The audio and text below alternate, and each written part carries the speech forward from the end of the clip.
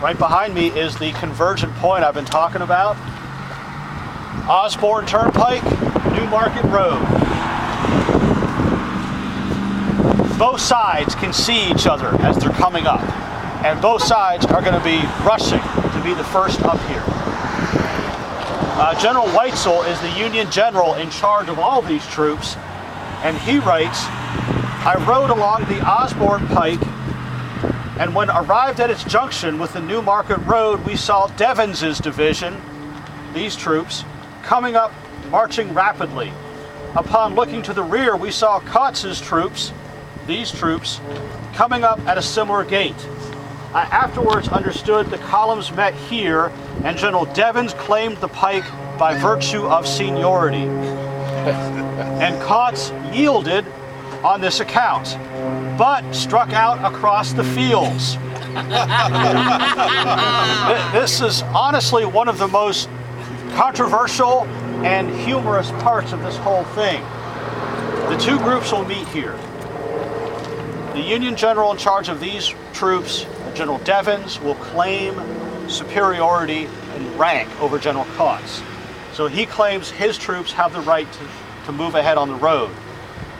And so the black troops will simply try to go around and move through the fields to get ahead. So they're going to keep racing. They get to this point, they stop, and they keep racing to go ahead. But we have something else very important happening here. Captain George Bruce of the 13th New Hampshire, which is coming up the Newmarket Road, wrote, "A little beyond the junction of the Newmarket and Osborne Pikes, the skirmish line was halted to await the rest of the division. Here Joseph Mayo, the mayor of Richmond, soon appeared for the purpose of surrendering the city.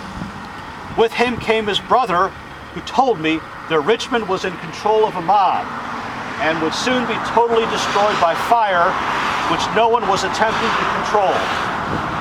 So from here, you would definitely see the column of smoke in the distance. You'd see that red glow. By this point, it's maybe 6:30. It's starting to get light enough to really see, and you would have heard the explosions in the city. And also, right here, the mayor surrenders to the Union troops and requests them to come in and restore order.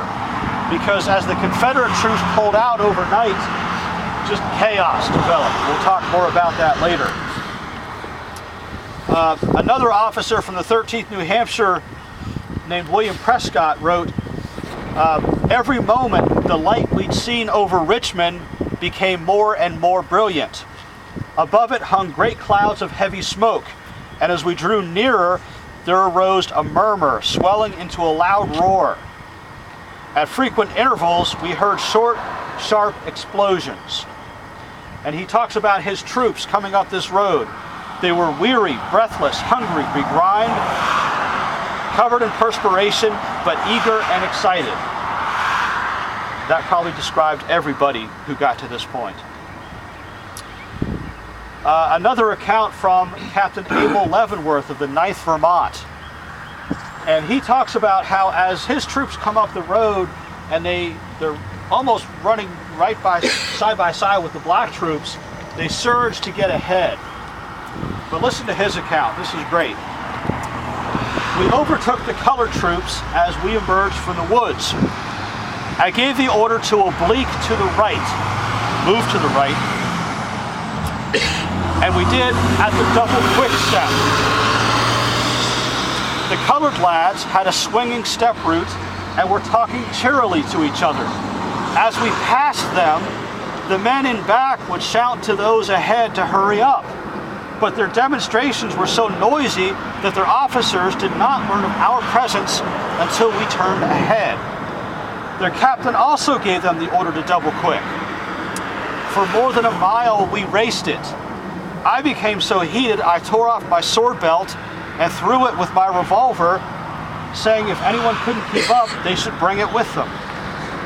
My dress coat and vest soon followed,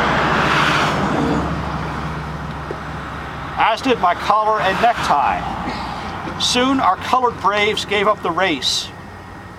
So he's talking about as the black troops come up, the ones in the back are shouting to the ones in front to hurry up, but they can't hear because the ones in front are talking. They're so excited. They're so